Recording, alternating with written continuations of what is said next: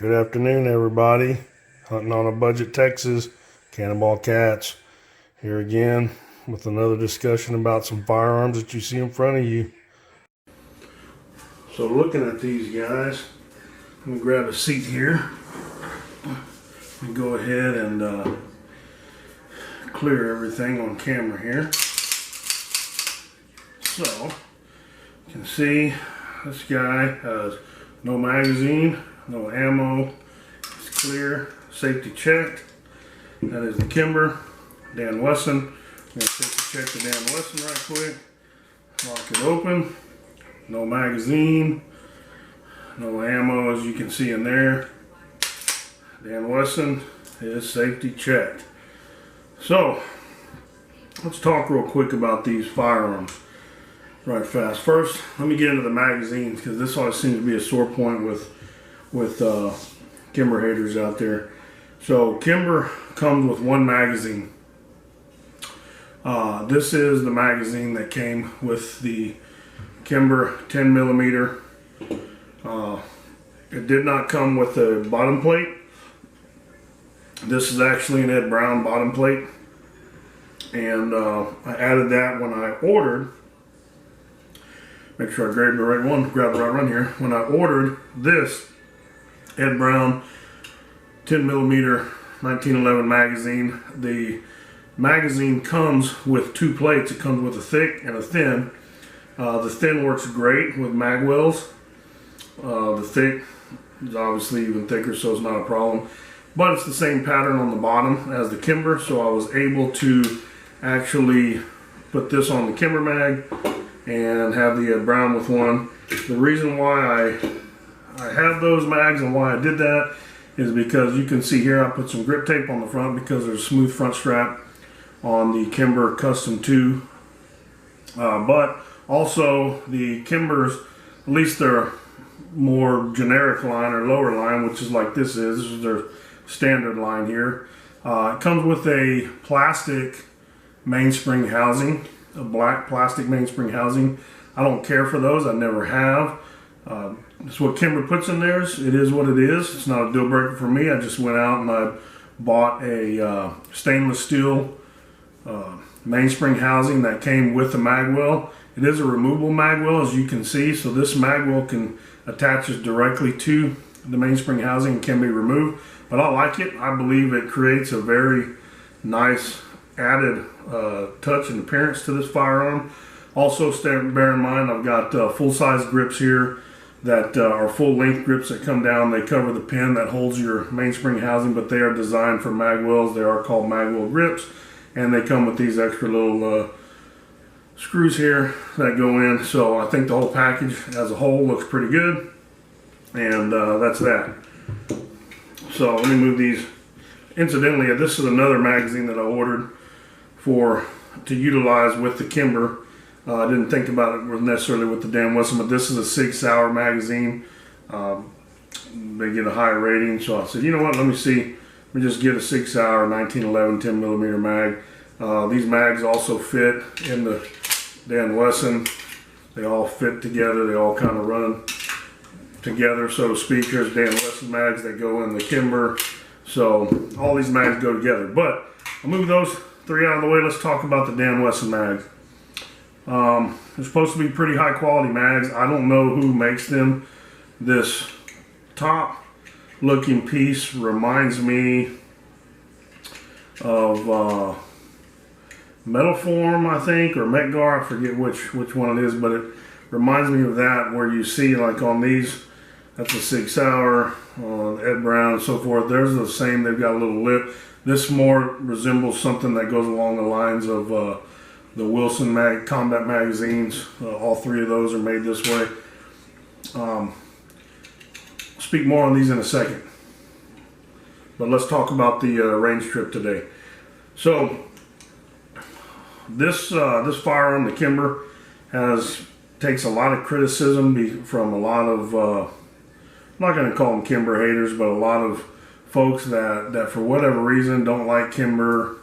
I don't know, bad experience, read something online, decided to judge them without giving their just due, something or other. But or fact, whatever the case may be, doesn't matter. But anyhow, one magazine comes with one magazine. That is a gripe of a lot of people, but I've noticed out there that a lot of firearms come with one magazine. So you know, if you're going to complain about them all. Anyway, it doesn't bother me that much because you can see I just buy more mags anyway. I don't care if it comes with 2 magazines like the damn Wesson did. I've still got multiple magazines that can all be interchanged and used, so it doesn't really affect me either way. Anyhow, let's talk about the range. I had previously put 100 rounds through this firearm. The first 100 rounds, it only had 2 fail to return to battery, or fail to feeds, whatever you want to call them. Did have a few instances of premature lockback on the slide, from the ammo touching the catching the slide lock. Today, put 100 rounds through it again, further in the break-in process, and this firearm ran beautifully. It had 0 fails to return the battery. It did have 4 premature locks. It happened twice in the same magazine for 4 total times, and the magazine that it actually happened in is the Ed Brown. The Ed Brown is the one that gave me the most problems with this firearm today. Again, it was 2 premature lockups and then 2 premature lockups. This was after I'd already put over 50 rounds through it. It was starting to get dirty, and that's when it happened. But you know, there you go. Not a big deal to me because I'm 200 rounds in. I've still got a few to go to finish break-in. But this thing is starting to run pretty good. Again, no fails to return the battery, and it shot very, very accurately. Very happy with it. And all of my experiences with Kimbers have always been positive. The only reason why I have just one Kimber on this day and time is because my gun firearm addiction, so to speak, is higher than my financial means. So in the past, anytime I wanted to purchase firearms, I would need to find a way to find the money for it, which is selling firearms to buy something different. So anyhow, see how time goes here. Mind you, as I say this, I'm not sponsored by anybody. Nobody sends me these guns to test. These are firearms that I have to purchase myself and that go in my safe, and I own them 100%. So there you go. Anyway, very happy with the way the Kimber performed today. It's an extremely comfortable firearm. It's very intuitive as far as picking up the sight. Very intuitive. Recoil very manageable with 10mm, and it's been very reliable for me. So very happy with it. Let's talk about Dan Wesson.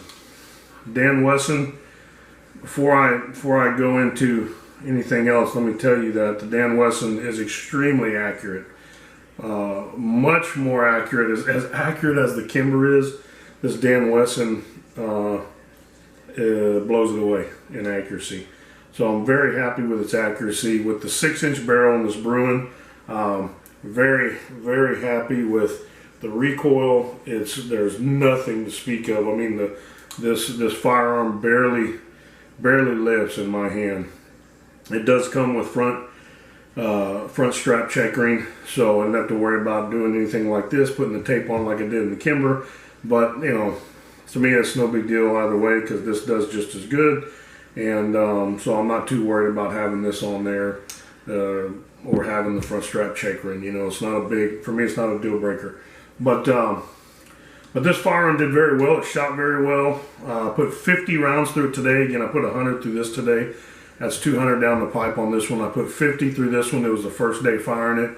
Just wanted to, did not shoot for accuracy, but just wanted to kind of get it running. 50 rounds down the pipe. And I ran the first magazine and the second magazine, and every magazine after that I had a fail to go into battery on the initial round of each magazine and the second round of each magazine. I was firing 8 rounds per, so Rounds 1 and 2 on each of the last 4 mags failed to go in the battery. The remaining ran perfectly. All I had to do was sitting back here about this range. A couple times I just pushed on it and it closed that simply. A couple times it wouldn't push, so I had to bang it and it would shut and go to battery. Other than that, it ran fine.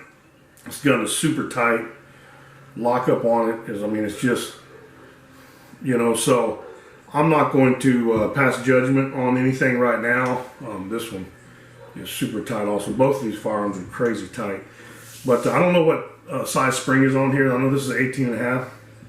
This one, I don't know if it's lighter. It feels a little smoother, or excuse me, a little lighter than the Kimber. So maybe it's a little bit smaller spring, pound-wise on that. But I'm not going to worry about anything right now. The only thing I didn't do is I should have tried one of these other mags in this firearm to make sure that it wasn't an issue with the magazine, possibly, or both mags, because both of them I was experiencing the same thing. But again, with the different system up top, you just don't know. But anyhow, I'm not going to pass judgment on it. It's only 50 rounds. For all you naysayers out there, the Wesson manual says the same thing the Kimber manual says. Don't send it in for service until you've got at least 300 to 500 rounds through it. So for everybody that hates Kimber because it requires break-in, well, guess what?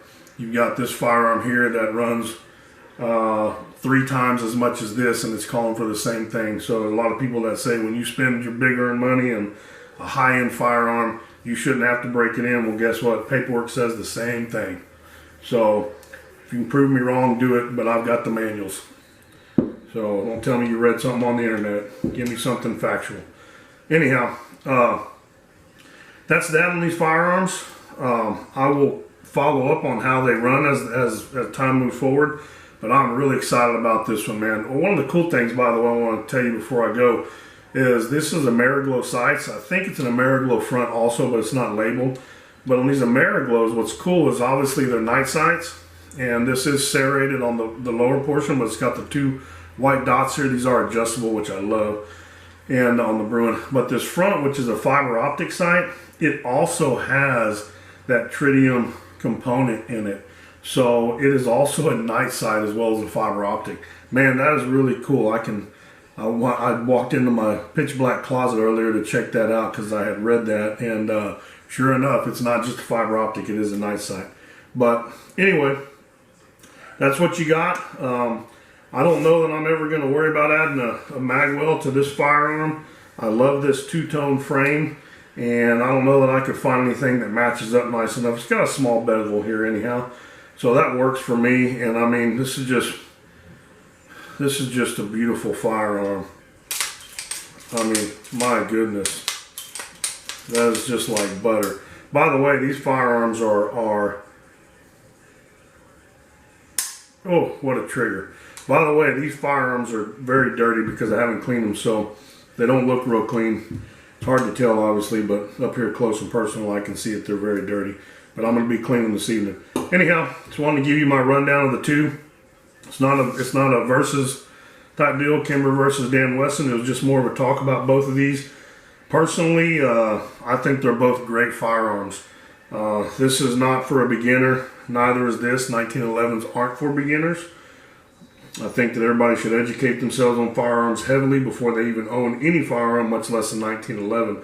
These take a little more care and a little more work to make them run right. But it is what it is. It's the type of firearm this is, and I love it, man. I love these 1911s. This one right here is going to get a lot of work done to it. This one's going to stay the way it is. I think that one costs enough money to leave it as is. This one's going to get some work done to it at some point, get it Cerakoted. I want to just up the cool factor on this thing by 150% sometime. But, you know, that'll come as money comes. So, anyhow, I appreciate everybody watching this. If you like the video or you have comments, put the comments in. Give me a thumbs up, like, and subscribe. Remember, I do all these on my own coin. I'm not sponsored, so there may be videos that are few and far between because I am unable to make videos weekly. I have a job and bills to pay that take precedence over all this, And so these come few and far between because I have to finance this whole thing myself. And not asking for any help because I don't want any help. These are my guns, and I'm going to give you the honest back and forth on it, because guess what? I own them. Nobody owns me. So anyhow, that's it for me. I hope you guys enjoyed it. Jamie Katz, Cannonball Cats, hunting on a budget, Texas. God bless you. God bless America, and God bless Texas. Take care and have a great Halloween weekend.